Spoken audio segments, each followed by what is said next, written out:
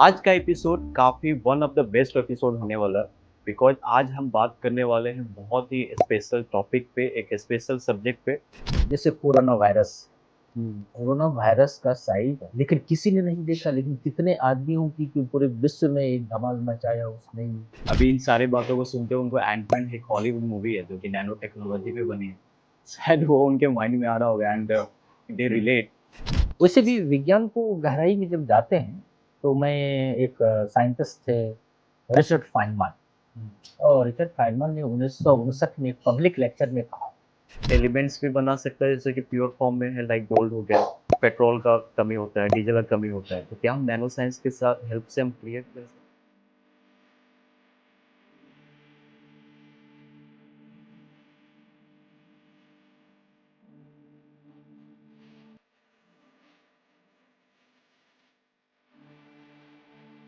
Hello friends, सो आपका the student chapters के एक नए एपिसोड में मैं फिर से स्वागत करता हूं आप सबका।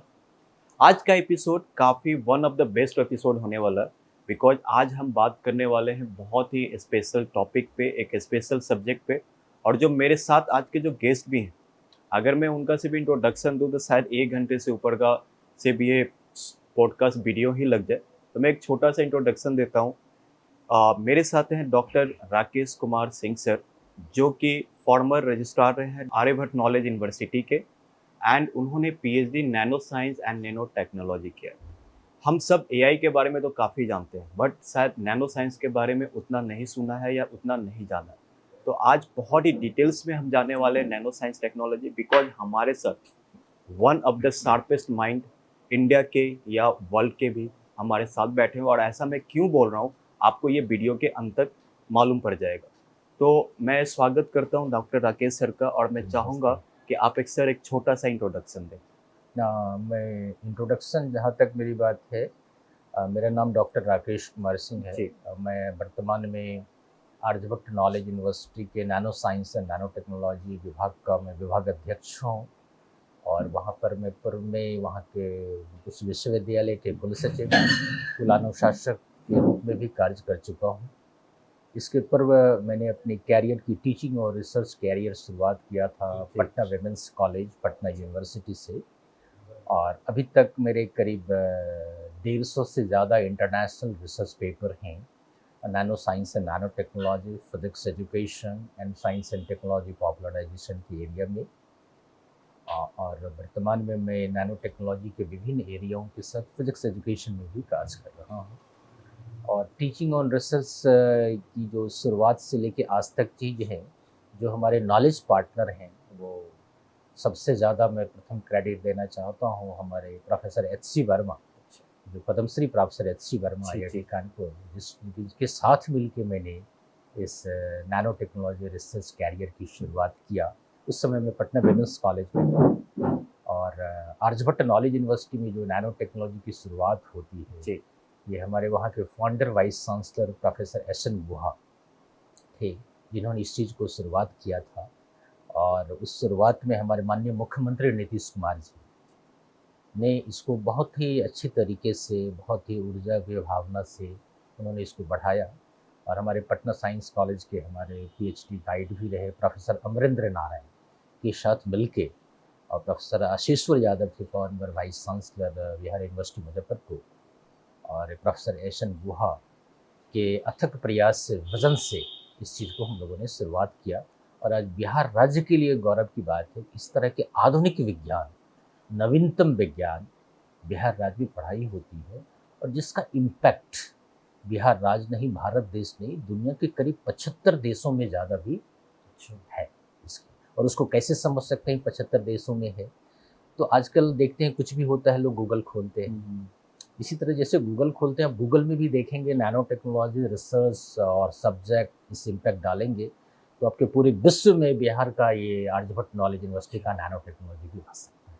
तो मेरी प्रयास है कि इस तरह का ज्ञान, इस तरह का विज्ञान, इस तरह का नवाचार छोटे बच्चों से लेके हायर एजुकेशन तक पहुँचे, और किसी भी समाज को बढ़ाने के लिए, विकसित करने के लिए विज्ञान और वैज्ञानिक और नवाचार, एथिक्स और मॉरल वैल्यू बहुत इम्पॉर्टेंट जी। होता है, ये सारे को लेके ही चलेंगे तो ही होगा। जी। सर बहुत बहुत धन्यवाद आपने क्योंकि आपका इंट्रोडक्शन जितना आपने काम किया है इट्स अ क्वाइट, और शायद लास्ट तक हम आपके नॉलेज के अकॉर्डिंग भी हमारे ऑडियंस या जो स्टूडेंट्स हैं उनको काफ़ी पता चल जाएगा कि हम, और मैंने सारे क्वेश्चंस नोट कर लिए हैं ताकि मैं कोई मिस ना करूँ, बिकॉज मेरे लिए भी ये एक्सपीरियंस नया है नैनो टेक्नोलॉजी के बारे में। सर तो मेरा पहला क्वेश्चन होगा कि नैनो टेक्नोलॉजी एग्जैक्टली है क्या हम्म, आम भाषा में? हाँ, जैसे वर्ड नैनो है, आप लोग अभी भी सुनते होंगे नैनो कार। जी। तो मैं नैनो कार में कोई नैनो टेक्नोलॉजी नहीं है, मैं पहले ही बता दे रहा हूँ। नैनो मतलब एक छोटा, जैसे वो कार है सबसे छोटी कार है। जी। नैनो मतलब 1 नैनो का मतलब होता है 10⁻⁻⁹ मीटर। अच्छा। अब सोच सकते हैं कि 1 मीटर कितना बड़ा साइज़। आप घर में कभी किसी दुकान में कपड़े खरीदने जाते होंगे, कि 1 मीटर मुझे कपड़े चाहिए, 1 मीटर इतने बड़े कपड़े होंगे, आप मीटर स्केल से माप लेते हैं। जी। तो 1 मीटर का 10⁻⁹ पार्ट कितना छोटा होगा, आप सोच सकते हैं, है ना? तो इतने छोटे पार्ट्स को हम देख नहीं सकते। हम्म, तो एक मटेरियल्स का, एक क्रिस्टल का साइज इतना छोटा है, जिस छोटे आकार में किसी भी वस्तु की विशेषता में एक आमूलचूल परिवर्तन होता है, एक ड्रास्टिक प्रॉपर्टी होता है जो अन्य पदार्थों में नहीं होता है ना। तो इसको हम लोग नैनोमीटर्स कहते हैं, नैनो पार्टिकल्स कहते हैं। जैसे कोरोना वायरस है, हम्म, कोरोना वायरस का साइज 80 नैनोमीटर्स था, अच्छा। लेकिन किसी ने नहीं देखा। लेकिन कितने आदमियों की कि पूरे विश्व में एक धमाल मचाया उसने, कितने आदमियों की जान ली, हमारी आर्थिक प्रगति पर बुरा प्रभाव डाला। हम्म, तो ये जितने सूक्ष्म पार्टिकल हैं, वायरस है, बैक्टीरिया है, जिसको हम खुली आंखों से नहीं देख सकते हैं, ये सारी की जो सरफेस स्ट्रक्चर है, उसका जो स्ट्रक्चरल प्रॉपर्टी है, हम्म, वो सारे नैनो में है। इतने छोटे पार्टिकल्स को देखने के लिए हमारे पास आधुनिक उपकरण है, इलेक्ट्रॉन माइक्रोस्कोप, हम्म, है ना? जिससे हम उसको देख सकते हैं। अच्छा। और आधुनिक उपकरण जैसे हमारी लैब में आपने विजिट किया था, इलेक्ट्रॉन माइक्रोस्कोप हमारे पास 3-3 इलेक्ट्रॉन माइक्रोस्कोप है, जी। जिससे हम इस तरह के पार्टिकल्स को देख सकते हम्म, हैं, है ना? उसके साइज को भी कैलकुलेट कर सकते हैं। तो इस तरह के जो छोटे पार्टिकल्स होते हैं, छोटे क्रिस्टल स्ट्रक्चर होते हैं, उसकी विशेषता अन्य पदार्थों से बिल्कुल डिफरेंट होती है, और उसके गुण भी जो होते हैं, प्रॉपर्टीज भी होती है, अन्य पदार्थों से अलग होती है। जैसे और थोड़ी सी एग्जांपल मैं बता रहा हूँ, काजल आपने लगाते हुए देखा है, हम्म, सब बचपन में, माँ बचपन में हम्म, काजल बच्चों को लगाती है, या जी। शादी के अवसर पर लड़का लड़की भी काजल आँख में लगाते हैं। वो काजल जो है, वो काजल का भी जो क्रिस्टल स्ट्रक्चर है, वो कार्बन नैनो ट्यूब है, नैनो स्ट्रक्चर है वो। तो काजल लगाने के पीछे ये भी था कि वो नैनो स्ट्रक्चर होने से, सूक्ष्म गुणों का उसमें स्ट्रक्चर होने से, वो एक अलग ढंग का anti microbial, anti fungal property भी शो करता है। वो आँख में उसकी सुंदरता के साथ-साथ वो एक मेडिसिनल वैल्यू भी क्रिएट। तो जिस ज़माने में ये काजल लगाते थे लोग, उस समय उसका आधुनिक विज्ञान, आधुनिक उपकरण नहीं थे। लेकिन जिसने ये कल्चर लाया, जो हमारे पूर्वजों ने, उनको इसकी एफिकेसी, इसकी विशेषता पता थी। लेकिन आधुनिक उपकरण नहीं थे, इसलिए उस आधुनिक उपकरण से उसके नए गुणों के बारे में बता पाना मुश्किल था। तो सोचिए अब हमारी भारत की सभ्यता संस्कृति कितनी स्ट्रांग थी काजल की, हमारे पूर्वजों ने। ये जो आप आयुर्वेदिक भस्म को यूज करते हैं, खाते हैं विभिन्न रोगों में, वो भस्म भी जो क्रिस्टल नैनो क्रिस्टलाइन मटेरियल है ना? तो उस समय जो हमारे ऋषि मुनि वो भस्म देते थे, खिलाते थे, तो उनको ये नहीं पता था, इसकी एफिकेसी पता था उनको, ये काफ़ी ही प्रभावशाली मेडिसिन है। लेकिन ये नैनो स्ट्रक्चर है, नहीं पता था। लेकिन जब 21वीं शताब्दी में हमारे आधुनिक उपकरण आए, उसके थ्रू ये पता चला कि ये नैनो स्ट्रक्चर मटेरियल है, और इसकी एफिकेसी ऐसी क्यों है, क्योंकि नैनो है। तो नैनो एक अति सूक्ष्म पदार्थ है, जिसका क्रिस्टल स्ट्रक्चर कह सकते हैं, सरफेस स्ट्रक्चर कह सकते हैं, है ना? जहाँ पर विशेषताएं अति प्रभावशाली होती है अन्य पदार्थों की तुलना में, और इसलिए ये 21वीं शताब्दी का टॉप मोस्ट टेक्नोलॉजी कही जाती अच्छा। है ना? अब हमारे भारत सरकार ने कुछ कन्वर्जिंग साइंस, कन्वर्जिंग टेक्नोलॉजी नाम दिया है। इसमें cognitive science, nano technology, biotechnology, bio informatics, ये सारे इमर्जिंग एरियाज हैं, जहाँ पर एक विकसित भारत, विकसित बिहार, विकसित समाज को हम बढ़ा सकते हैं। जहाँ भी आप देखते होंगे पूरे भारतवर्ष में या पूरे विश्व में कहीं पर एग्जीबिशन लगाए जाते हैं, तो उसमें ये सारे सब्जेक्ट, उभरती हुई तकनीक, उभरती हुई टेक्नोलॉजीज, उभरती हुई विज्ञान के बारे में इसकी चर्चा की जाती है। हाँ। सुन के काफ़ी एक्साइटमेंट हो रहा है, बिकॉज आप जितना डिटेल से बता रहे हो उस चीज़ों को इमेजिन हम लोग कर पा रहे हैं, बिकॉज जो भी बच्चे होंगे शायद अभी इन सारी बातों को सुनते हो उनको एंटमैन एक हॉलीवुड मूवी है जो कि नैनो टेक्नोलॉजी पे बनी है, शायद वो उनके माइंड में आ रहा होगा एंड दे रिलेट। और से इसका सेकंड क्वेश्चन है कि आपको इंटरेस्ट कैसे आया नैनो साइंस टेक्नोलॉजी में? हाँ, इंटरेस्ट कैसा, अब ये बताइए कि मैं सिंपल एग्जांपल लेता हूँ। कोई बच्चे 11th-12th में पढ़ रहे हैं, जी। वो विज्ञान पढ़ते हैं, तो विज्ञान का physics, chemistry, biology and mathematics के सब्जेक्ट को पढ़ने का उद्देश्य क्या है?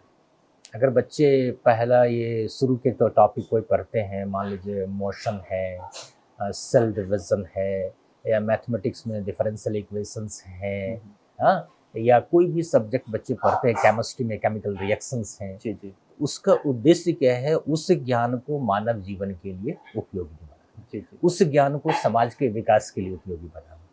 लेकिन बच्चे उस थ्योरीज को पढ़ते हैं, लेकिन उसको डेली लाइफ में एग्जाम्पल्स लाने की कोशिश करेंगे। तो हर एक विज्ञान का उद्देश्य, जब विज्ञान की गहराई में आप जाते हैं तो उसके उपयोगिता पर आप प्रश्न डालते हैं, उपयोगिता कहाँ है? तो विज्ञान को जब मैंने 9th 11th से 12th में उसको अच्छे से पढ़ा, मैं अपनी स्कूल्स लाइफ में, है ना, तो पढ़ने के साथ साथ जब मैंने एमएससी तक उस चीज़ को पढ़ रहा हूँ तो मुझे लग रहा है कि विज्ञान की दुनिया तो इतनी बड़ी है, एक समाज को नया आयाम दिया जा सकता, समाज को विकसित समाज बनाया जा सकता। जैसे आप जाएंगे, अभी भी समाज में एक अवधारणा है कि वो पुलिस की वर्दी में भी लोग देखेंगे एक सिपाही को तो लगेगा कि हाँ वो कुछ चीज़ें हैं। तो एक लोकल लोकप्रियता के लिए, हाँ, बच्चे वो थोड़े आकर्षित हो जाते हैं। लेकिन एक लोकप्रियता का ये भी आचार है कि जब तक सूरज चांद रहेगा तब तक आपका नाम रहेगा। एक विज्ञान और वैज्ञानिक और विकास की अवधारणा, विकास की नींव को डालना। आज दुनिया के इतिहास को आप उल्टा के देखेंगे तो आप हमेशा इतिहासों को पढ़ते हैं। महात्मा गांधी को राष्ट्रपिता कहलाते हैं, राष्ट्रपिता कहलाए। Einstein man of the century कहलाए। हाँ, आप पूछे, बच्चों से प्रश्न पूछेंगे भाई कितने लोग आप ऐसे जानते हो बताओ कि जिसको आप इतिहासों में पढ़ते हैं। तो इस तरीके से जब मैं विज्ञान की गहराई में गया, सब्जेक्ट की गहराई में गया, मुझे लगा कि मटेरियल्स की प्रॉपर्टी, विज्ञान की जो विशालता है, विज्ञान का जो उपयोग है, वो पूरे समाज को एक नई रास्ता दे सकता है, एक ग्लोबल रिकॉग्निशन दे सकता है कि ये जब तक सूरज चांद रहेगा तब तक मेरा नाम रहेगा, किसी का भी नाम रहेगा जो भी कुछ इस एरिया में काम करे। तो मुझे लगा कि उभरती विज्ञान क्या है, जहाँ पर सारी प्रॉपर्टीज अन्य वस्तुओं से डिफरेंट होती है। तो ये नैनो टेक्नोलॉजी जब मैंने अपनी टीचिंग और research career Patna women's college से शुरू किया था, बहुत ही प्रसिद्ध, भारत के प्रसिद्ध कॉलेजों में एक आता है, NAAC A grade centre for excellence of UGC है। तो वहाँ पर मैंने टीचिंग और रिसर्च की कैरियर पटना साइंस कॉलेज से मैंने वो शुरू किया था। डॉक्टर अमरेंद्र नारायण है साइंस कॉलेज में प्रोफेसर है उनके साथ, और उसी समय हमारी ये रिसर्च की कोलैबोरेशन और हमारे रिसर्च के सहयोग के लिए professor H C. Verma Padmashri awardee हैं और बहुत ही प्रख्यात शिक्षक माने जाते हैं। उन्होंने मुझे काफ़ी सहयोग किया और अभी तक सहयोग कर रहे हैं।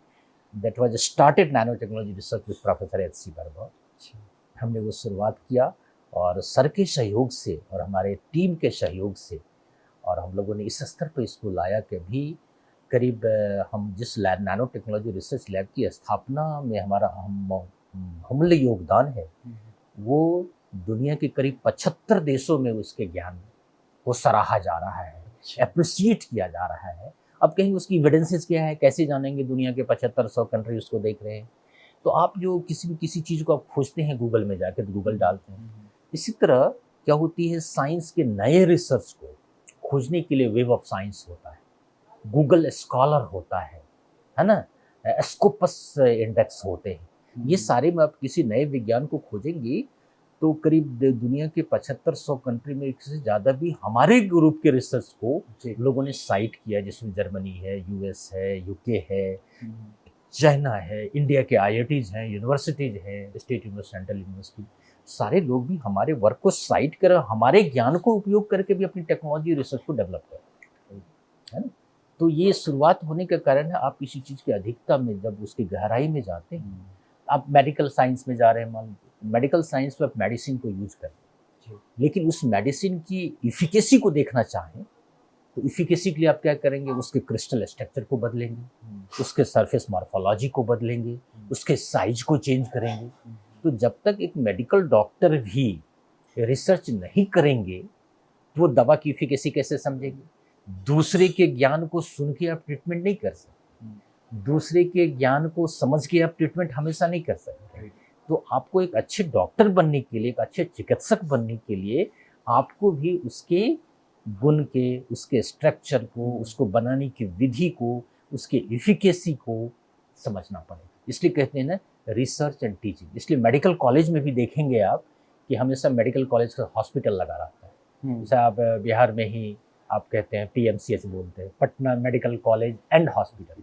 College and hospital, college means जहाँ पर आप एक उच्च शिक्षा महाविद्यालय, जहाँ पर आप महाविद्यालय, उसके बदले विश्वविद्यालय होता है।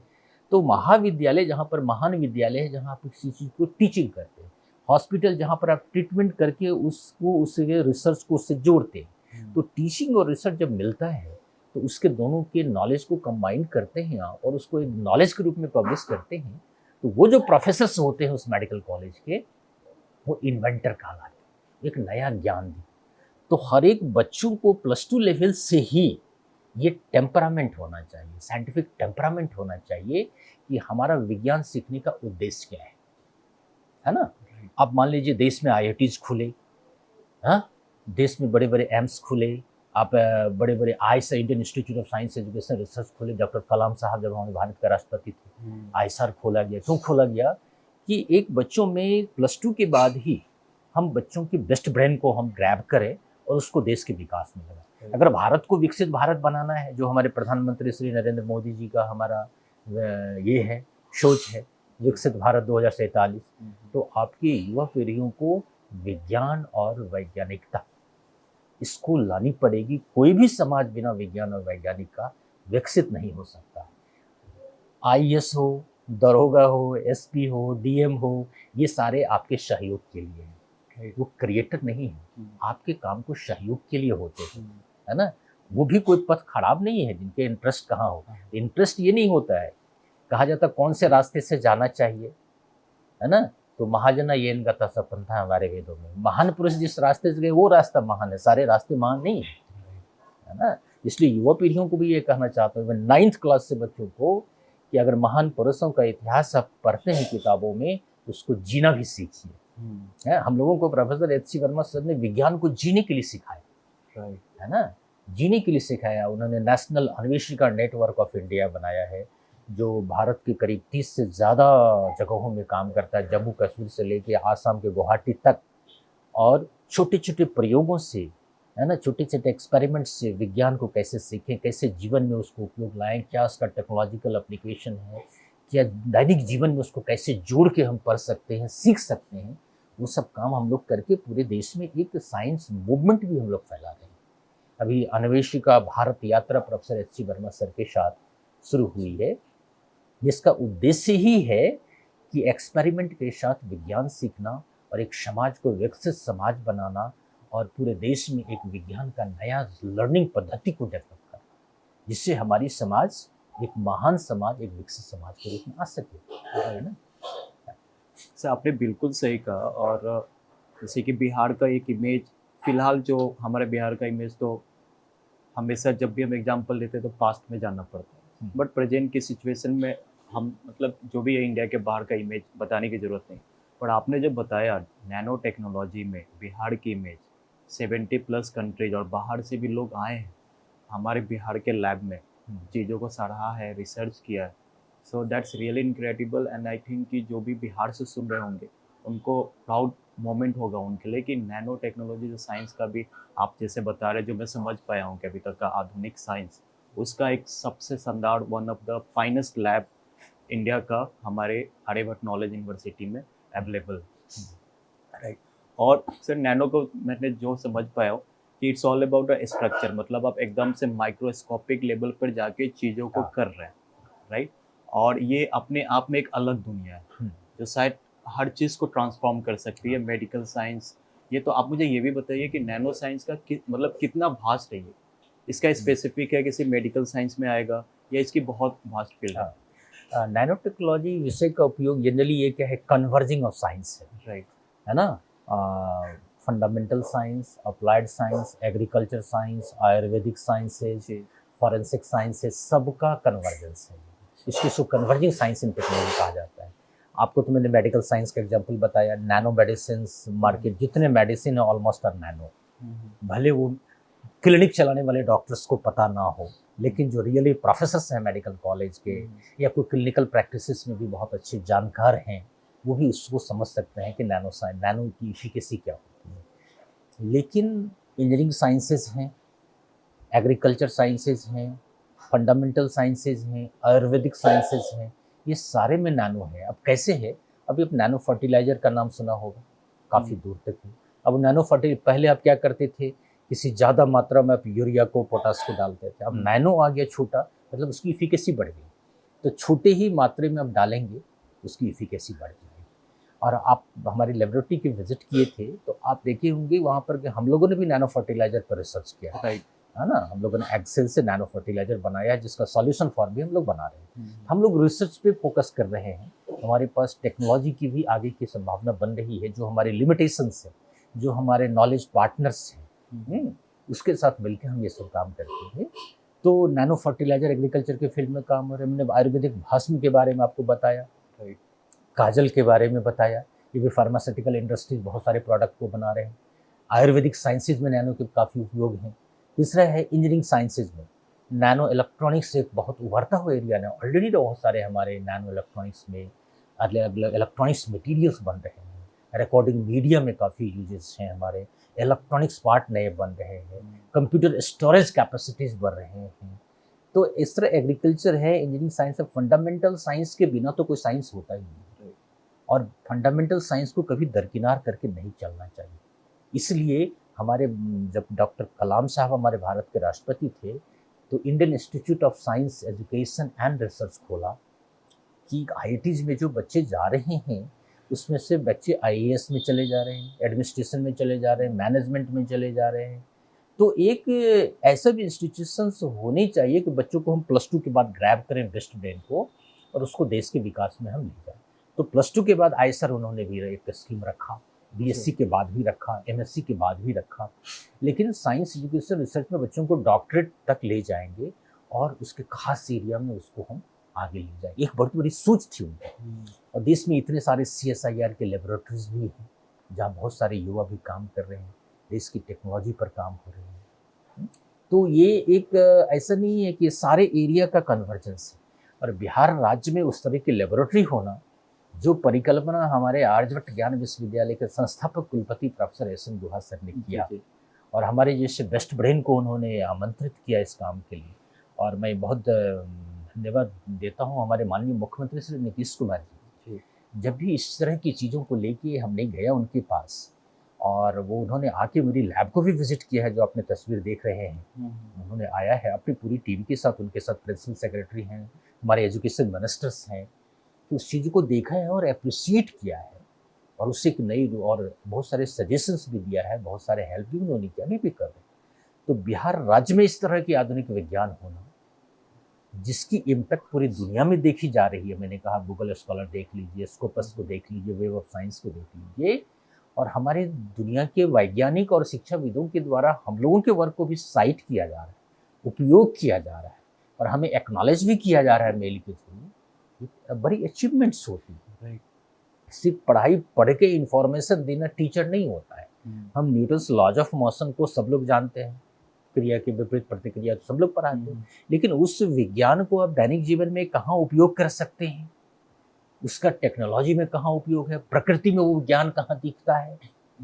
ये सारी चीज़ों को हम दैनिक जीवन से जोड़ के, प्रकृति से जोड़ के, रिसर्च से जोड़ के जब तक हम बच्चों को नहीं पढ़ाएंगे, तब तक वो एक अच्छा शिक्षक नहीं होता है।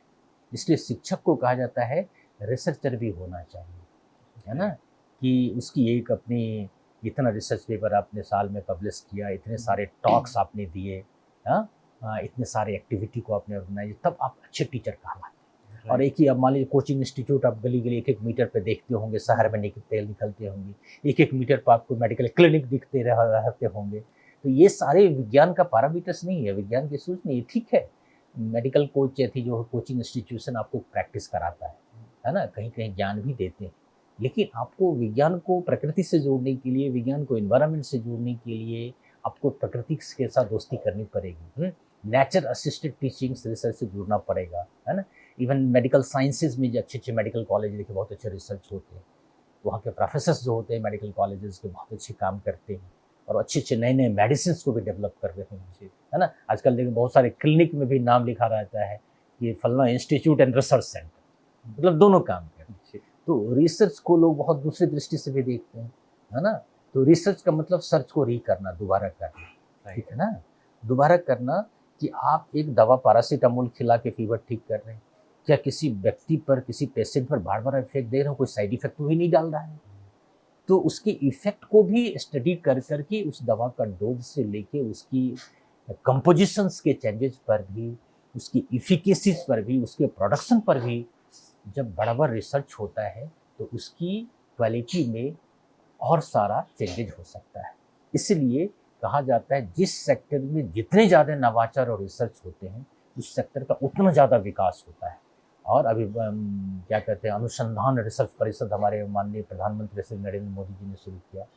ये कितनी बड़ी सोच है, सोचिए कि राष्ट्रीय अनुसंधान परिषद, उन्होंने नेशनल रिसर्च फाउंडेशन की स्थापना किया कि देश में रिसर्च क्यों जरूरी है, और उस पर बहुत अच्छे बजट आए हैं और पूरे देश में प्रपोजल आमंत्रित किए जा रहे हैं। एक सोच है भारत को विकसित बनाने का, देश को आगे बढ़ाने का। सर आपको क्या मतलब आपका एक अप्रोक्सीमेट अंदाजा मुझे चाहिए कि अपने भारत में भी कितने लोग रिसर्चर हैं या साइंटिस्ट के फील्ड में होंगे, एक परसेंटेज।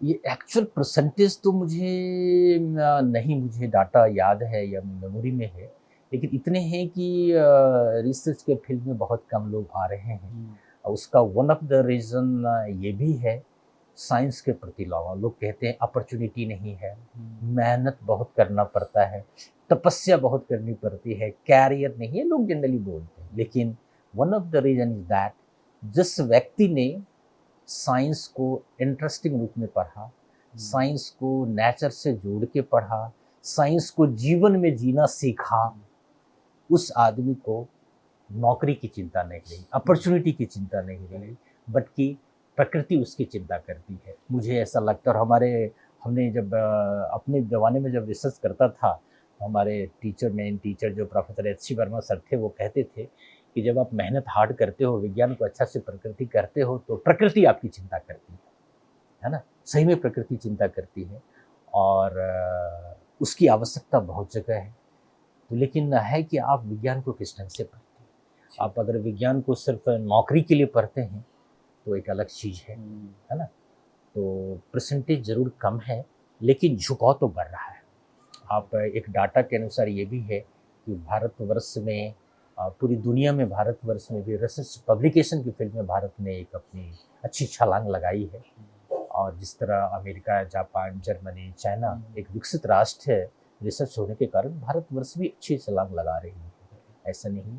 और हमारे बिहार राज्य में भी बहुत सारे टीचर्स हैं, colleges, university, medical college, engineering college, उसमें भी हर एक जगह कुछ न कुछ अच्छे शिक्षक हैं जो आप अच्छे काम कर रहे हैं। यूजीसी की एक स्कीम थी, college with potential for excellence scheme, जिसमें मैं बिहार का, मैं खुद पटना विमेंस कॉलेज में 2004 से 2013 तक काम किया हूँ। ये पोटेंशियल फॉर एक्सेलेंस स्कीम जहाँ जहाँ आए, वहाँ भी एक नए अंडर ग्रेजुएट लेवल से लेकर पोस्ट ग्रेजुएट लेवल तक, स्टूडेंट से लेकर टीचर तक में रिसर्च के प्रति, नवाचार के प्रति एक नई सोच पैदा हुई, एक नई माहौल भी क्रिएट हुई, है ना। तो ये सब यूजीसी की स्कीम्स वगैरह चली, जो एक अच्छा प्रभाव डालता है। और युवाओं को, खास करके 11-12 के बच्चों को, विज्ञान सिर्फ मेडिकल इंजीनियरिंग तक सीमित नहीं रहना चाहिए, है ना। वो उसकी दुनिया बहुत ही विस्तृत दुनिया है। ये बात सोच के विज्ञान को, प्रत्येक चैप्टर को, जो फिजिक्स के यूनिट डायमेंशन से लेके वो मॉडर्न फिजिक्स तक का चैप्टर है, केमिस्ट्री के गैस लॉ से लेके ऑर्गेनिक केमिस्ट्री तक का चैप्टर है, हर एक का बहुत ही विशालतम उपयोग है जी। अब मैं बताता हूँ, ऑर्गेनिक केमिस्ट्री बहुत बच्चे 12 में पढ़ते हैं। तो ऑर्गेनिक केमिस्ट्री इतनी बड़ी चीज़ है, 11-12 में मैकेनिकली बच्चे प्रैक्टिस करते हैं। ये जो पूरा धुआं देख रहे हैं आप आसपास, वो हवन का धुआं हो कि किचन से निकलने वाला धुआं हो, इस सारे धुआं में कार्बन नैनो स्ट्रक्चर मटेरियल है, और उसको आप कंडेंस करके कन्वर्ट करके अब बहुत बड़े नए मटेरियल्स बन रहे हैं, कार्बन बेस्ड मटेरियल्स। वेस्ट को वेल्थ में कन्वर्ट किया जा रहा है। जैसे आपने देखा, मैंने अंडे के छिलके से हम लोगों ने नैनो फर्टिलाइजर बनाया है। उसी अंडे के छिलके से हमने कैल्शियम बेस्ड इलेक्ट्रॉनिक्स मटेरियल पर रिसर्च किया है। हम अपने लैब में, कल आपने देखा मेरा, है ना? हमने वो राइस हस्क धान के भूसे से सिलिका नैनो मटेरियल्स का प्रोडक्शन किया है। इलेक्ट्रॉनिक्स मटेरियल को हम लोग नैनो फॉर्म में ला जाके high storage, high frequency applications के लिए हम लोगों ने काम किया है। तो ये काम कितना अच्छा है मैं जज नहीं करता हूँ, ये काम कितना अच्छा है ये दुनिया जज करती है। और आप दुनिया का जो गूगल है, जो स्कॉलर ग्रुप है, जिसमें नए विज्ञान, नए रिसर्च, न्यू फाइंडिंग की सर्च इंजन की तरह सदा, वहाँ आप देख सकते हैं। इट्स अ रिवॉल्यूशन इन है ना? मतलब स्ट्रक्चर, माइक्रोस्कोपिक स्ट्रक्चर पे जाकर आप उसके स्ट्रक्चर से खेलकर, या मतलब कि उसको अलग अलग एक्सट्रैक्ट कर कर आप कुछ भी क्रिएट करने, like creative creatures you can say, कि वो शायद क्रिएट करने का पावर ह्यूमन बींग्स के पास आई थिंक शॉर्ट में आ सकता है शायद, यस, नैनो नैनो स्पेस पे, राइट? वैसे भी विज्ञान को गहराई में जब जाते हैं तो मैं, एक साइंटिस्ट थे रिचर्ड फाइनमैन, और रिचर्ड फाइनमैन ने 1959 में एक पब्लिक लेक्चर में कहा, there is a plenty of room at the bottom. मतलब जब आप किसी चीज़ की गहराई में जाते हैं, राइट तो प्लेंटी ऑफ रूम की संभावना होती है ना। राइट। कहने का मतलब जब छोटे स्केल में जाते हैं तो बहुत सारी संभावनाएं हैं। इसी तरह हमारा आयुर्वेद में चरक का नाम आपने सुना होगा।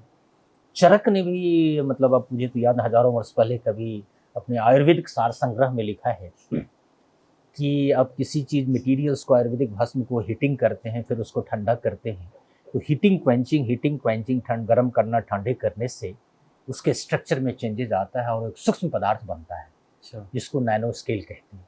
लेकिन चरक ने भी उस बातों को नैनो पर ही ले गए थे।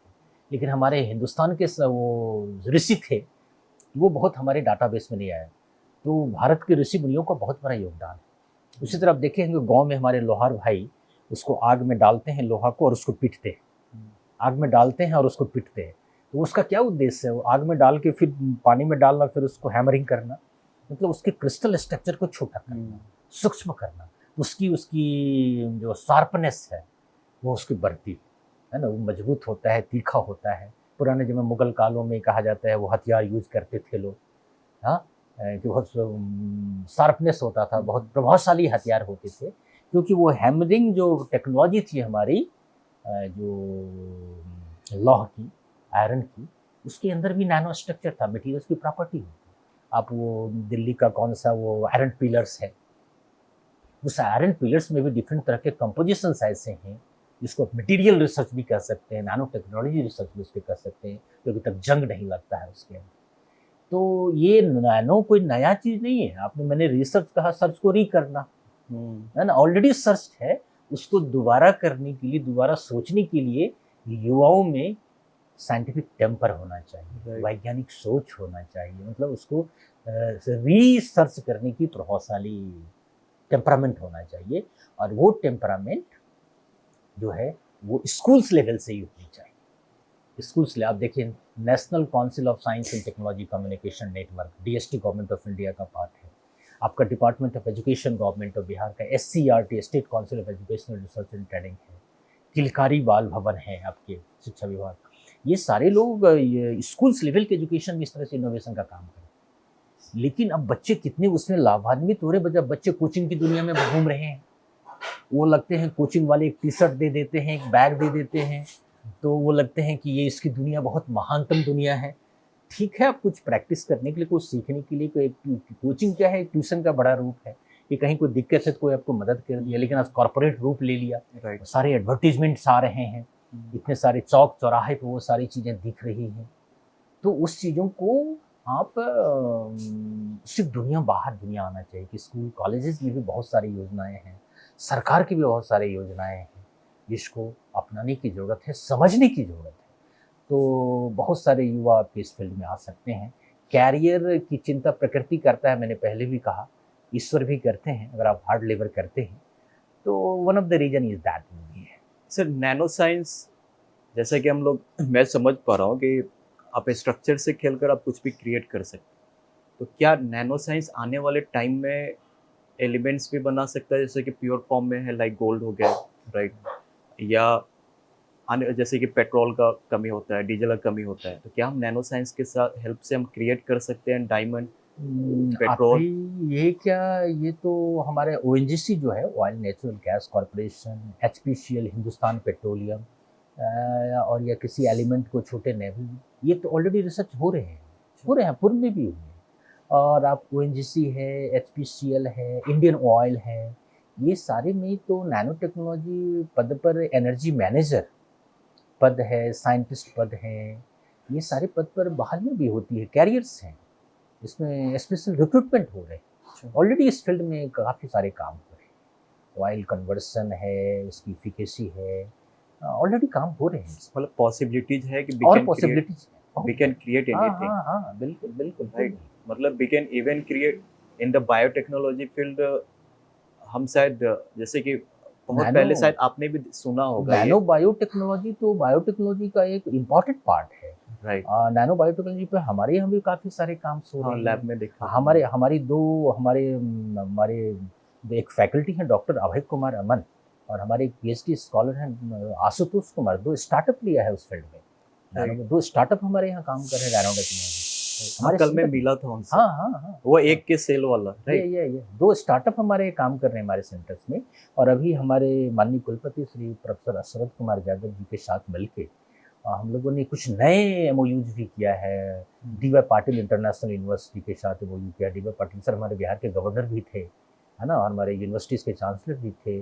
आईआईटी पटना के साथ हमने एमओयू किया है। अटल इनोवेशन सेंटर नीति आयोग जो भारत सरकार का पार्ट है उसके साथ एमओयू किया है।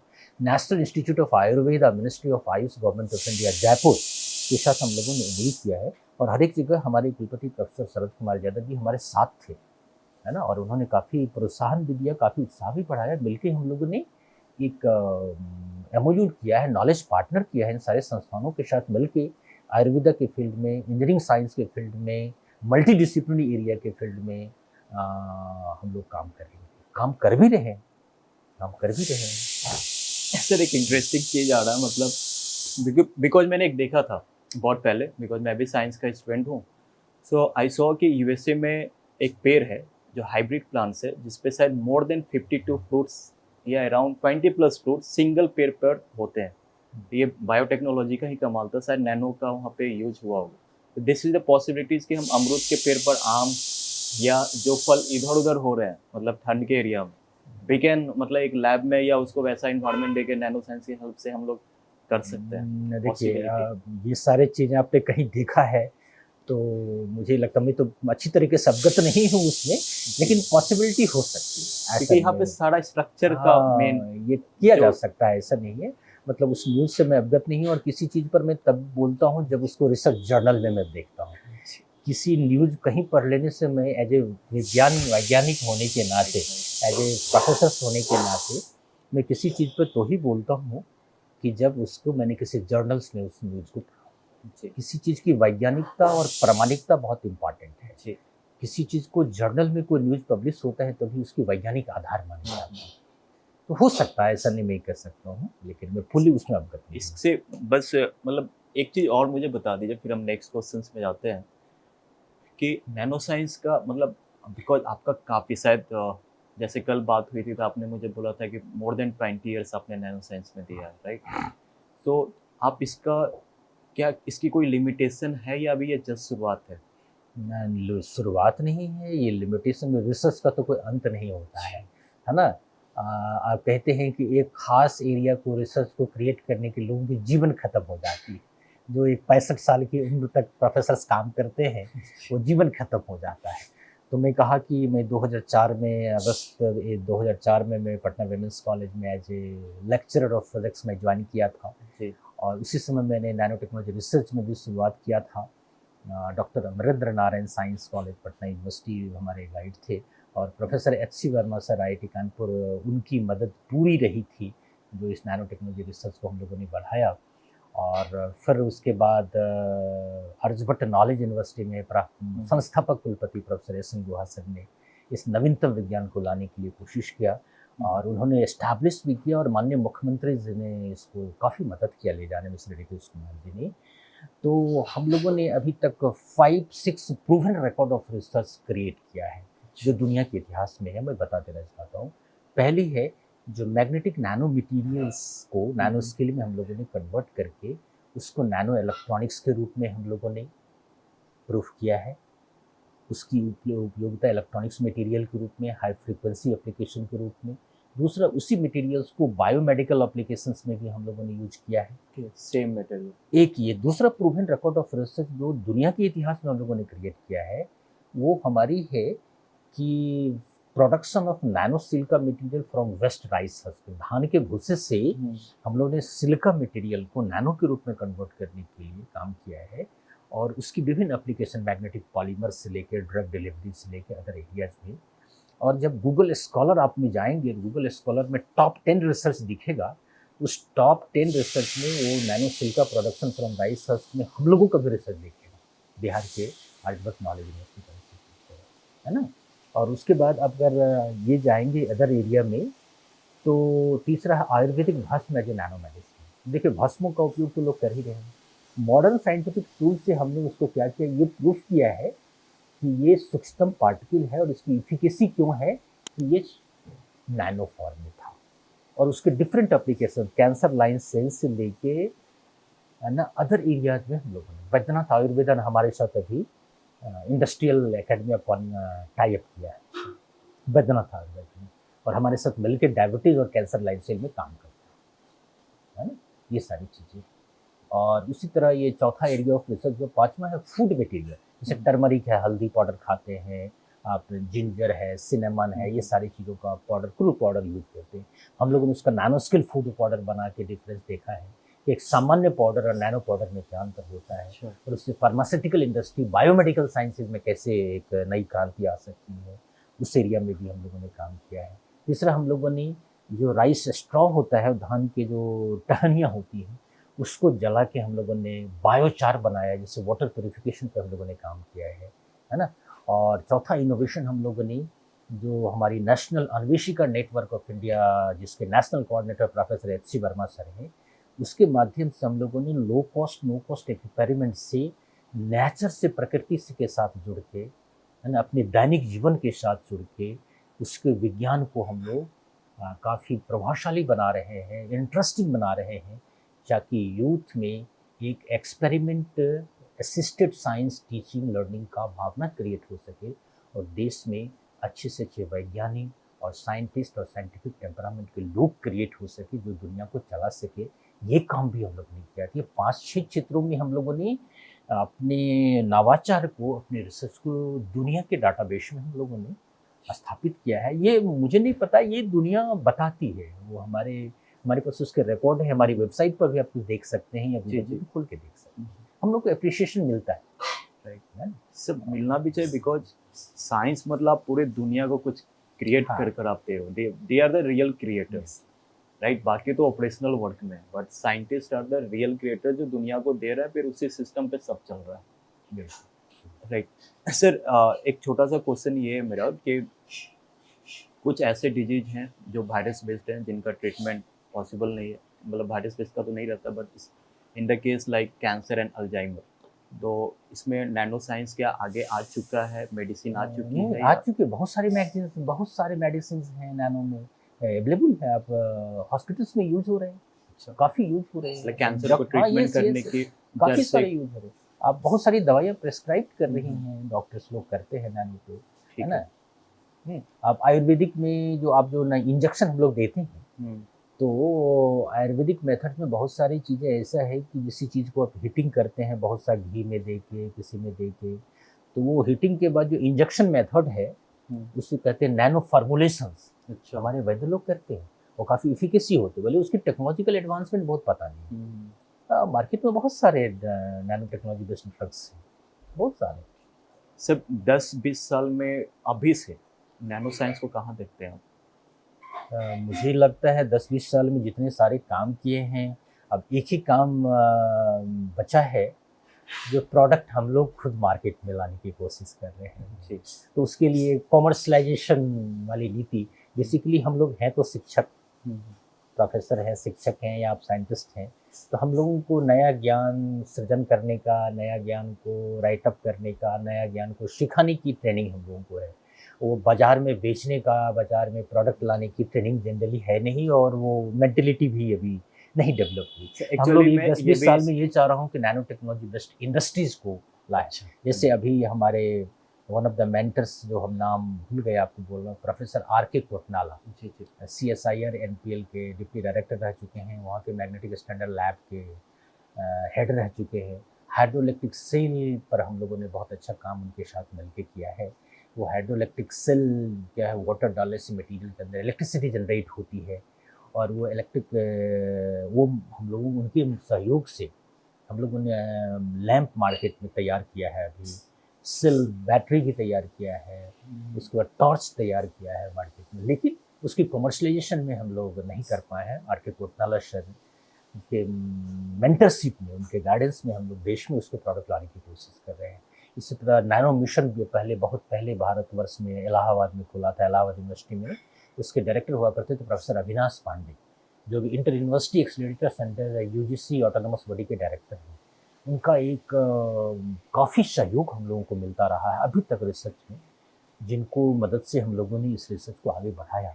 आज जो नैनो टेक्नोलॉजी रिसर्च सेंटर देखते हैं, उनका भी एक अहम योगदान था उसमें, अभी भी है।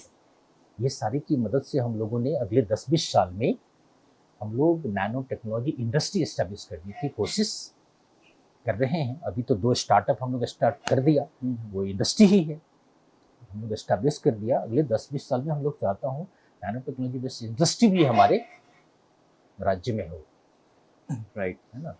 Because nano science in the sense के नैनो रोबोट्स भी फिर आगे चलकर होंगे या आ ये चुके हैं? नैनो रोबोट्स तो है, हैं। ऑलरेडी है। तो ये मेडिकल में तो बहुत बड़ा रोल प्ले हाँ कर हाँ सकते हाँ, हैं। वो ये सब तो ऑलरेडी चल रहे हैं। अच्छा, ये हाँ, ऑलरेडी है। इसकी डिटेल्स आप गूगल में खोल के देखा जा सकता है इसमें तो। और ब्लड स्ट्रीम में लाइक सेल्फ रिपेयरिंग मटेरियल्स की भी जरूरत पड़ती है, तो वहाँ पे भी नैनो ये सब ऑलरेडी यूज हो रहे हैं, ये मतलब ये सबके है। बहुत, हाँ, बहुत विस्तार आप गूगल्स में देख सकते हैं। ये सारे प्रोडक्ट अवेलेबल। मेनली ये है कि हमारे बिहार जैसे प्रदेश में स्कूल एजुकेशन पर +2 लेवल्स पर खास करके बच्चों को इग्नाइट करने की जरूरत है कि विज्ञान की दुनिया सिर्फ वो मेडिकल इंजीनियरिंग कोचिंग तक ही सीमित नहीं है। विज्ञान की दुनिया बहुत ही विशालतम है, और बहुत ही, मैंने कहा ना कि वो बहुत विशाल रिकॉग्निशन भी देता है, प्रॉस्पेरिटी भी देती है, अगर उसकी महानता को समझें। और है ना? इसके सबसे बड़े एग्जांपल अभी आप सामने बैठे हो। हम लोगों ने भी कुछ प्रयास किया है, अपने को महान तो नहीं कह सकते, मैंने कुछ प्रयास किया है अपनी चीज़ों को। और एक बचपन में मुझे मेरे नाना जी बहुत फ्रीडम फाइटर थे, जी। तो वो डॉक्टरेट का मतलब बताते थे, डॉक्टर राजेंद्र प्रसाद थे, अच्छा। ठीक है ना। तो कि डॉक्टर का मतलब वो कहते थे कि डॉक्टर ऐसा होता है जो दुनिया में विज्ञान देता है, दुनिया में ज्ञान का संदेश देता है।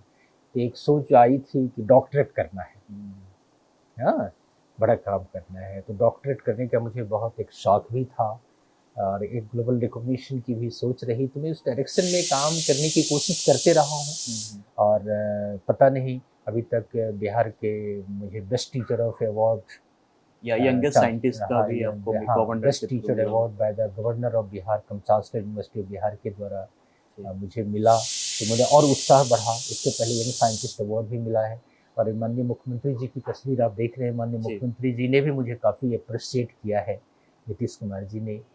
तो और डॉक्टर कलाम जब भारत के राष्ट्रपति थे, तो नोबेल लॉरेट्स मीट दिल्ली में हुई थी, जिसमें मैं बिहार से उनके साथ शिरकत किया था, और उनके साथ मेरा अच्छा इंटरेक्शन हुआ था, और मुझे साइंटिफिक टेम्परामेंट में डॉक्टर कलाम से मिलने के बाद काफ़ी बढ़ी थी। राइट। तो समाज के द्वारा भी काफ़ी मान सम्मान मिला है, और उससे भी ज़्यादा मुझे खुशी तब होती है जब मुझे अभी तक के, मैंने जो 2004 से लेके अभी तक जो मैंने अपने टीचिंग रिसर्च की कैरियर है, बिहार राज्य से लेके नोबेल प्राइज़ का के लिए जो नोन प्लेस है स्वीडन, स्टॉकहोम, वहाँ तक करीब मैंने लगभग, मुझे लगता है 200 लेक्चर और प्रेजेंटेशन में आज तक दिया हूँ। इतने बड़े IIT, central university, state university और कंट्री के बाहर के संस्थाओं के द्वारा मुझे लेक्चर के लिए आमंत्रित किया गया है, या प्रेजेंटेशन मेरे द्वारा दिया गया है। तो इतने सारे लाखों, हजारों, सैकड़ों बच्चों के द्वारा, टीचर के द्वारा, युवाओं के द्वारा के बीच में मैं जाके अपने ज्ञान का प्रचार प्रसार करने का मुझे मौका दिया, ये मुझे, मेरे लिए बहुत ही सौभाग्य की बात है, और उत्साह मुझे बढ़ाया है, सम्मान। ये सारे मोमेंटो वगैरह में मेरे पास तो भरे पड़े हैं घर से लेके, अब मेरे लिए लगता है मुझे कहाँ रखूँ इसको, मुझे समझ में नहीं आता है, लेकिन ये सारे मेरे लिए एक स्मृति है।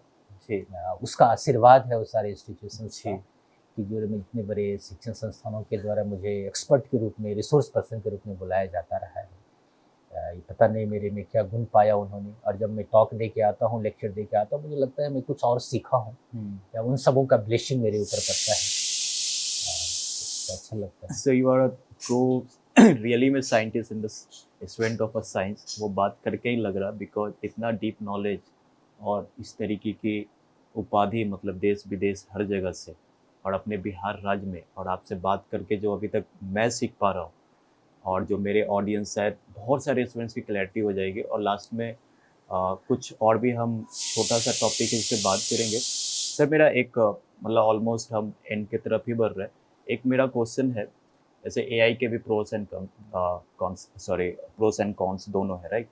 तो नैनो का भी कोई कंसर्न है, कोई रिस्क है, इसका भी कुछ कोई एथिक्स वैल्यूज हैं जो हाँ, मेंटेन ये करना पड़ेगा? बहुत है, नैनो हार्मफुल भी बहुत है ना?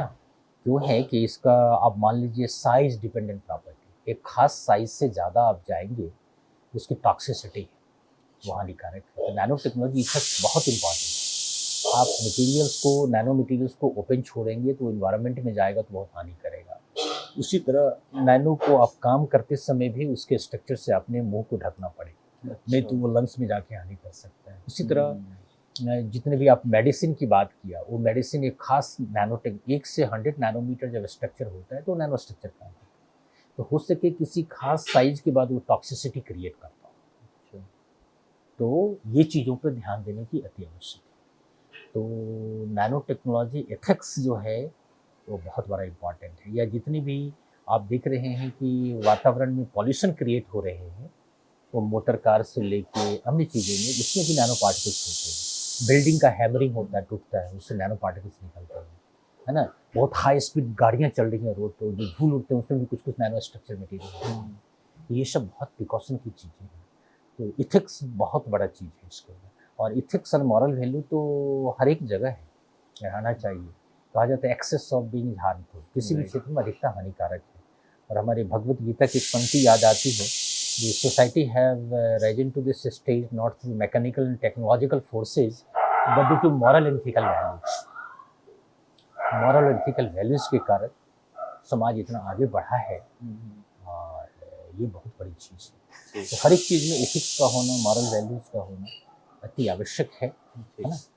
और सर कहने का मतलब है कि मैं जो नाइनो साइंस अभी आपसे समझ पाया हूँ कि इसकी वेस्टेज बहुत कम है अगर इस साइंस पे, क्योंकि हर साइंस एक अलग है, और नैनो साइंस के अंदर ही एक साइंस है, मैं ऐसा बोल सकता हूँ, इसके अंदर ही सारा बायो, कन्वर्जेंस है सब राइट, साइंसेज। सारे बायोटेक केमिकल सब इसके अंदर आ जाएंगे। सो नैनो साइंस का मुझे सबसे बड़ा बेनिफिट लगता है कि हम जैसे एक लाइन बोला आपने कि प्रकृति का ही यूज कर कर हम कुछ बेहतर कर सकते हैं, जिससे अभी के साइंस, मतलब हाँ मेरा ये क्वेश्चन भी है कि अभी अभी का साइंस प्लस ये मॉडर्न साइंस में आ रहा है नैनो साइंस, राइट? तो दोनों में कुछ मतलब सिंपल वे में कोई डिफरेंस बता सकता है कि दोनों में डिफरेंस क्या है? जितनी भी इमर्जिंग मॉडर्न साइंस है, वो इमर्जिंग मॉडर्न साइंस में नैनो साइंस और नैनो टेक्नोलॉजी ही आता जी है ना? इमर्जिंग में ही, मॉडर्न साइंस के अंदर ही 21वीं शताब्दी का जितना ही उभरता हुआ विज्ञान टेक्नोलॉजी है, वो नैनो टेक्नोलॉजी उसमें आता है। और आप किसी इंजीनियरिंग कॉलेज में चले जाएँ, मेडिकल कॉलेज में चले जाएँ, सामान्य कॉलेजों में चला जाए, है ना? तो सारे जगह कुछ न कुछ नैनो साइंस में, कुछ न कुछ विभागों में कुछ लोग काम करते हैं। लेकिन नैनो टेक्नोलॉजी डिपार्टमेंट जो है, वो भारतवर्ष में कहीं-कहीं है। अभी तक हमें लगता है पूरे भारतवर्ष में 40-42 जगहों में इसके डिपार्टमेंट्स हैं। अच्छा अच्छा बिहार में, यूनिवर्सिटी ऑफ बिहार में सिर्फ नैनो टेक्नोलॉजी विभाग आर्यभट्ट नॉलेज यूनिवर्सिटी में है, अच्छा अच्छा। जिसको शुरुआत हमारे संस्थापक कुलपति मैंने प्रोफेसर एस एन गुहा सर जी को क्रेडिट देना चाहता हूँ, जो वहाँ लाया उनकी सोच को। वो फर्स्ट प्रोफेशनल यूनिवर्सिटीज़ जी भारत बिहार की मानी जाती है। और ज्ञान विश्वविद्यालय जो नाम दिया गया माननीय मुख्यमंत्री के जी द्वारा, इसके पीछे भी एक सोच थी कि जी नवीनतम विज्ञान को, आधुनिक विज्ञान को वहाँ पढ़ाया। सर, और आपका जो इसमें आना चाहते हैं नैनो टेक्नोलॉजी में, उनको किस फील्ड का नॉलेज अच्छा हो, जैसे कि अपने साइंस बेसिकली साइंस के स्टूडेंट होंगे बट फिजिक्स केमिस्ट्री बायो, ऐसा कुछ है कि इसमें से कोई एक मेन सब्जेक्ट रहना चाहिए या किसी भी डिसिप्लिनरी से आ सकते नहीं, हैं? किसी भी, जैसे यहाँ हमारे यहाँ भी एमटेक प्रोग्राम एडमिशन हो रहे हैं, जी। PhD programme. तो एमटेक में एडमिशन के लिए एमएससी साइंस के कोई भी फैकल्टी के लोग उसमें ले सकते हैं। उसी तरह इंजीनियरिंग साइंस भी, बीटेक वाले भी, एमएससी एग्रीकल्चर, एमडीएमएस के बच्चे, मेडिकल साइंस के बच्चे, या वेटनरी साइंस के लोग, मेडिकल साइंस के लोग, आयुर्वेदा के लोग भी आ सकते हैं। क्योंकि ये क्या है कि ये जो नैनो साइंस है, साइंस का ही एक स्मॉल स्केल लेवल पर प्रॉपर्टीज है। तो अगर मेडिकल साइंस हो, इंजीनियरिंग साइंस हो, एग्रीकल्चर हो, फंडामेंटल साइंस हो या फार्मास्यूटिकल्स हो, सबके बच्चे इस एरिया में आ सकते हैं। बस एक नई सोच होनी चाहिए, एक नई विज़न होना चाहिए कि हमें दुनिया को देना क्या है, हम क्यों इस प्रकृति दुनिया में आए हैं और मुझे क्या करना है।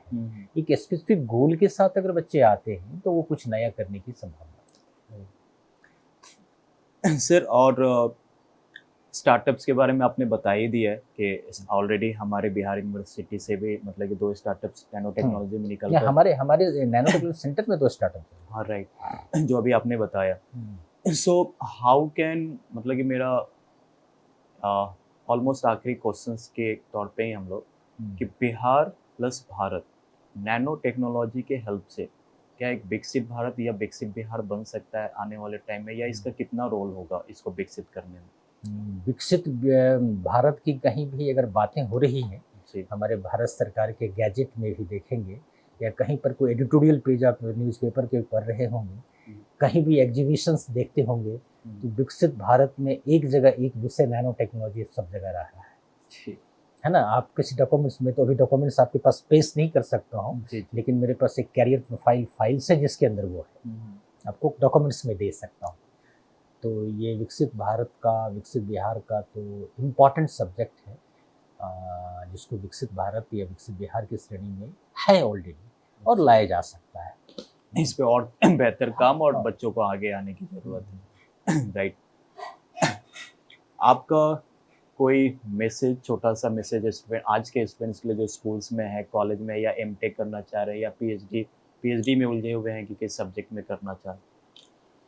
तो मेरा मैसेज यही है, from not college student, university students, या आईआईटीज, एनआईटीज, या अदर रिसर्च लैब, स्कूल के बच्चों को, जो 9 से 12 तक के भी बच्चे हैं, विज्ञान को अगर आप पढ़ रहे हैं तो विज्ञान को आप किताब की भाषा मत समझें। विज्ञान प्रकृति का सत्य है, उस प्रकृति के सत्य को प्रकृति के साथ जोड़ के पढ़ें, प्रामाणिकता के साथ पढ़ें, एक्सपेरिमेंट करके पढ़ें, तो आपको पता चल जाएगा कि ये विज्ञान कितना महान पर्व है। जिस एआई की बात आप कर रहे हैं आज की दुनिया में, जिस मोबाइल टेक्नोलॉजी, ये इंफॉर्मेशन टेक्नोलॉजी की बात कर रहे हैं, कम्युनिकेशन टेक्नोलॉजी की बात की दुनिया में चल रहे हैं आप, वो कितना, ये बड़ी रिवॉल्यूशन ज्ञान विज्ञान के कारण ही हुई है।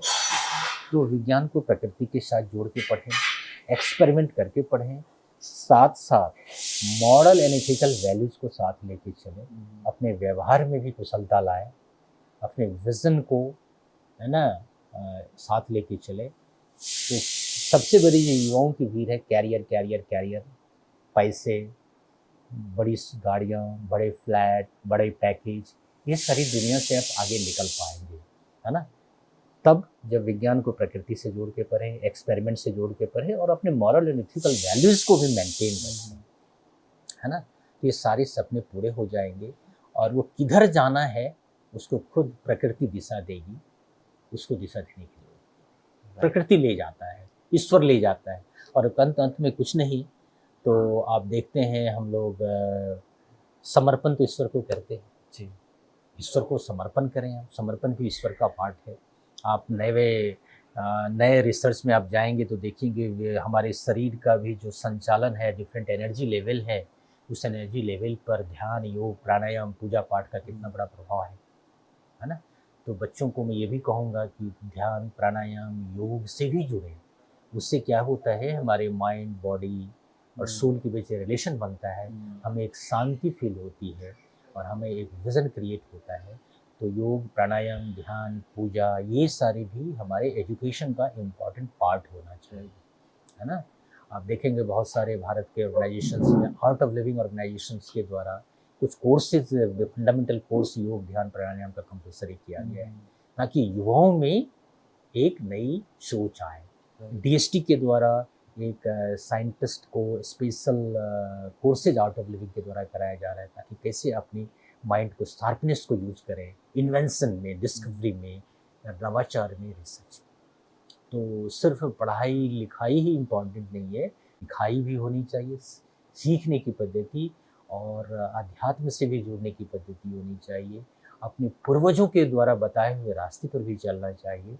पूर्वजों ने हमारे लिए क्या बलिदान दिया, पूर्वजों ने हमारे लिए क्या कहा, ये भी बहुत इम्पॉर्टेंट है। तो ही समाज एक विकसित समाज बन सकता है। तो सिर्फ पढ़ने लिखना ही इम्पॉर्टेंट नहीं है, सीखना भी, पूर्वजों के द्वारा बताए रास्ते पर भी चलने का। किसी ने कहा ना कि इस देश को रखना मेरे बच्चों संभाल के, किसी कवि ने कहा ना, मुझे याद नहीं है, तो इस देश को रखना मेरे बच्चों संभाल के, मतलब जो ज्ञान, जो नवाचार, जो संस्कार उन्होंने दिया है उसको बढ़ाना, है ना? और हमारे धर्मशास्त्रों में भी कहा गया, बहुत तरह के ऋण होते हैं हम लोगों पर, पितृ ऋण होते हैं, ऋषि ऋण होते हैं, है ना? इस तरह के ऋण भी होते हैं जो हमें चुकाने पड़ते हैं इस मनुष्य जीवन में आने के लिए। तो ये सारे ज्ञान भी युवाओं में बहुत जरूरत है ना? ये सारी चीज़ें होनी चाहिए। सर आपने बहुत सही बोला, और शायद एटलीस्ट कम से कम जो आप बोल रहे हैं उतना डीपली जाने पर एटलीस्ट साइंस एक चीज़ सिखाता है, वाई, हाउ, व्हाट। मतलब नॉर्मली हम इन सारे क्वेश्चंस पे बार बार काम करते हैं, बार बार काम करते हैं, और इससे कहीं ना कहीं डीपली हम अपने आप को खुद समझने लगते हैं। Yes, right. So this is something जो साइंस हमें हेल्प करता है अपने आप को जानने के लिए। सो आप सुन रहे थे डॉक्टर राकेश सर को, और आप, आई होप कि आपको नैनो साइंस में, एक जो मॉडर्न साइंस है उसके बारे में आपको काफ़ी क्लैरिटी आ चुकी होगी, और इस फील्ड में आप अपना बेहतरीन करियर बना सकते हैं। डॉक्टर राकेश सर ने हमें टाइम दिया, जो कि शिक्षक रहे, प्रोफेसर्स के तौर पे काम किया। आईटी कानपुर से शायद आपकी पीएचडी। आईटी कानपुर के सपोर्ट से मेरे पीएचडी हुई। जी, आईटी कानपुर से पीएचडी के बाद भी इनकी रिसर्च जारी रही, पोस्ट डॉक तक किया है इन्होंने। And one of the youngest scientist as a governor के थ्रू उनको अवार्ड भी मिला। साथ में हम उनका इतने सारे अवार्ड से कि शायद वो पूरा वीडियो में ही हम दिखाते रहे तो भी एंड ना हो, बट मैं कोशिश करूंगा कि मैं इन सारी चीज़ों को आपके सामने दिखाऊं, ताकि आप इनके बातों को गंभीरता से ले सकें। बिकॉज आपको आज जिन्होंने टाइम दिया है हमारे चैनल के through, is one of the renowned and reputed person, not only in this Bihar, not only in this country but across the globe in the multi national countries। Abdul Kalam sir के साथ इनकी जर्नी सर ने बताया, doctor SC. Verma के साथ closely काम किया है उन्होंने अपना पीएचडी, और अभी भी साथ में काम कर रहे हैं उनके अलग अलग programmes. So sir thanks a lot, आपका बहुत बहुत धन्यवाद जो आपने स्टूडेंट्स को टाइम दिया और अपना कीमती वक्त दिया। आई होप नैनो साइंस को लेकर स्टूडेंट्स को काफ़ी क्लैरिटी आई। Thank you.